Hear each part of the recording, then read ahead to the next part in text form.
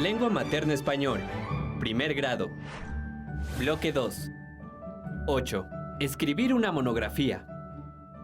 ¿Qué son las definiciones y ejemplos y por qué se deben incluir en un texto?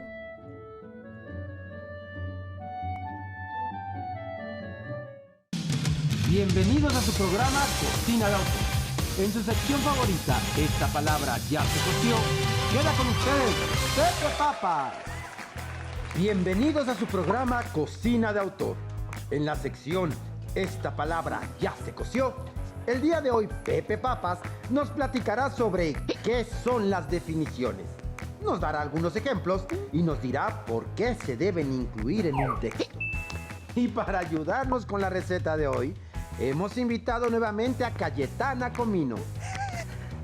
Es un placer estar de nuevo con ustedes en esta cocina. Antes de empezar, tengo la siguiente pregunta. ¿Por qué son útiles las definiciones? Vamos con Erudita de la Lengua para que nos lo explique. Una definición nos sirve para exponer información específica sobre un objeto, fenómeno o concepto. Es importante distinguir entre describir y definir. Cuando describimos, lo que hacemos es representar o detallar algo por medio del lenguaje. Cuando definimos, mencionamos los rasgos más característicos de un objeto o fenómeno, aquellos que lo hacen particular. Y recuerden, las palabras son el arma de las ideas.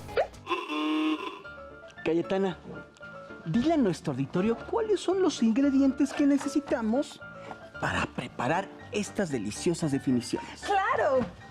Y los ingredientes son un concepto para definir y fuentes de información confiables.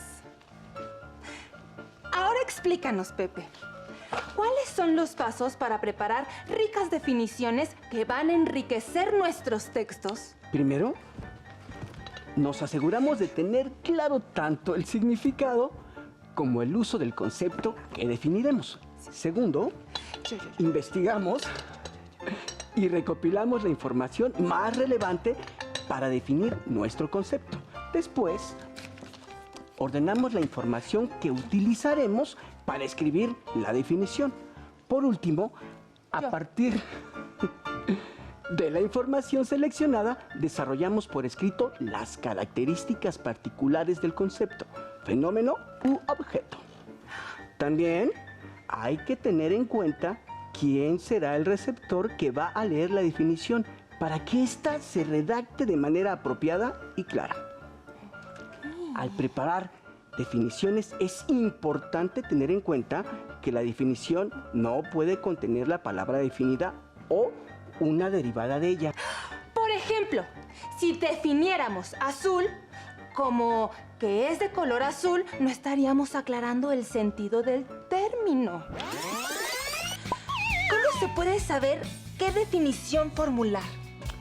Sí, lo que necesitamos para acompañar nuestro texto es indicar el grupo al que pertenece un concepto y las características que lo hacen único. Entonces, habremos de preparar una definición formal. Por ejemplo, la siguiente definición de espinaca: planta hortense comestible con tallo ramoso, hojas radicales, estrechas, agudas y suaves. Para explicar un término aclarando la situación que describe, las recetas sugieren preparar una definición funcional. Por ejemplo, se puede definir el término freír como cocinar un alimento en aceite u otro tipo de grasa hirviendo. Y la definición procedimental es aquella que revela un método específico para la obtención de un concepto. Por ejemplo, emulsión se puede definir como la mezcla más o menos homogénea de dos líquidos insolubles. Pepe, ¿y cómo preparamos nuestros ejemplos? Para lograr un platillo de alta cocina, nuestras definiciones deben ir acompañadas de ejemplos, pues con ellos ayudaremos a los lectores a entender el concepto definido. Entonces los ejemplos complementarán nuestras definiciones. Así es, porque son frases que amplían la información presentada, con el objeto de comprobar, ilustrar o autorizar algo. Si en un texto queremos, por ejemplo, definir felino, mamífero del orden carnívora, que tiene un cuerpo esbelto, oído agudo y excelente vista. Los ejemplos que complementarían la definición podrían ser tigre, león, jaguar, leopardo y leopardo de las nieves.